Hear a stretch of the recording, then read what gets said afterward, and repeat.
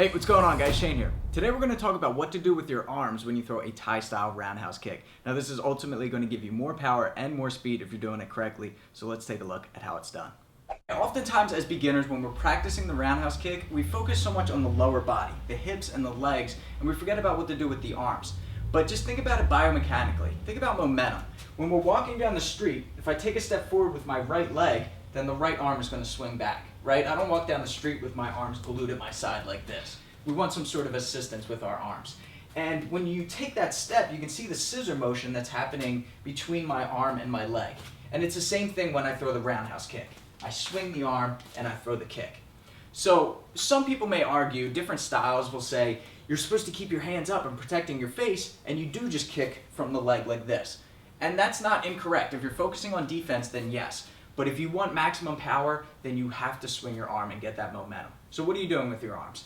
So let's get into our fight stance as if we're going to throw a rear right roundhouse kick. What you're going to do is you're going to take your left hand and it's going to go down by your hip, as if you're reaching for a gun in the holster.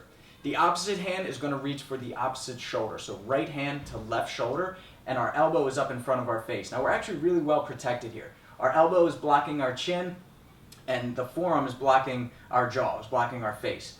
Now as we lift our leg up to throw the kick and extend, I'm going to take the gun out of the holster and shoot the sky, and then I'm going to fling the sweat from my shoulder past my opponent's face. Okay, and that's going to happen at the same time.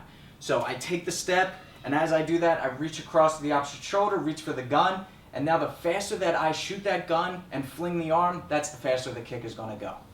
Boom. That's how you throw that roundhouse kick. All right, so now we're going to demonstrate what it looks like on the heavy bag. All right, so now I'm going to throw a couple round kicks on the heavy bag, and you'll be able to see the difference in power. At first, I'm going to do it with no swinging of the arms. I'm just going to lock it in place, and I'm still going to try to get power into this kick, but let's take a look at what it looks like. It's a great snap kick. You know, I have a strong background in Taekwondo, but if you want to get that maximum power, if you want to shatter forearms and break ribs, then you want to assist with swinging the arm. Because let's take a look at this next one here. All right, so what it's going to do is, when I get into position, I'm about to throw the kick, I take a step, that cheat step with my lead foot, and that's when this twisting happens. So I reach for the gun, I reach for the opposite shoulder, and you can see that twisting in my body. My shoulders are rotated, my hips are starting to twist over, it's stretching my hip flexor, and now naturally my body just wants to go like this, wants to take that step forward. So I'm going to go with the flow, but I'm going to lift my knee up, I'm going to extend my leg fast, I'm going to swing this arm as I shoot the sky as fast, as hard as I can. So from here, that's how you're going to get maximum power into your kick. And it's the same thing if you're going for a switch kick as well. So I'm going to shuffle my feet, and as I do that, right hand goes for the gun, left hand goes for the shoulder, then I bring the knee up and I swing the arms. And now the swinging of your arms pertains to all levels of kicks. If we're going to the legs, going to the body, going to the head, we're still going to have that same setup where we reach across. But you will notice that the trajectory that your arm travels may be a little bit different. Like if we're chopping down into a low cut kick, then the arm may swing up slightly. If we're going to the body, it may stay parallel with the ground.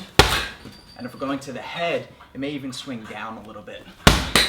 But one thing I want you to notice is you can use this swinging arm as a tool. We can blind them with the shot, or we can even assist and push them into it by pushing on their arm or pushing into their head as we throw the kick, which will disrupt them and knock them into the kick itself.